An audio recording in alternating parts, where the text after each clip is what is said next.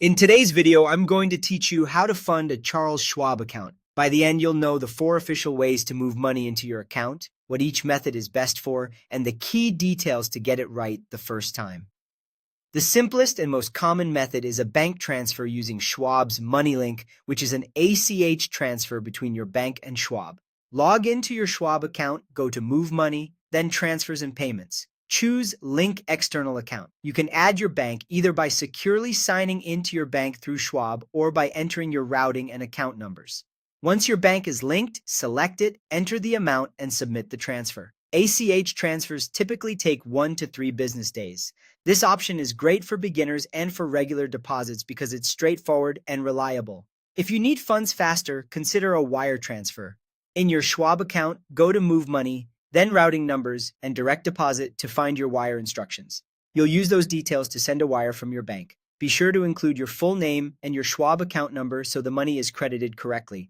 Domestic wires often arrive the same day or within 1 to 2 days, and international wires usually take 5 to 7 days. Keep in mind, your bank may charge a fee for sending a wire. If you're moving investments from another brokerage, use a transfer through the ACAT system. In Schwab, go to Move Money, then Transfer Account. Enter your other broker's details, select what you want to bring over, and submit the request. You can move cash, stocks, and ETFs, and you can even transfer your entire account automatically. This keeps your positions intact instead of selling and rebuying.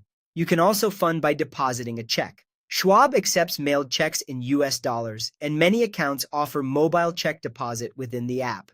If mobile deposit is available to you, follow the on-screen prompts. Otherwise, mail your check using Schwab's provided instructions.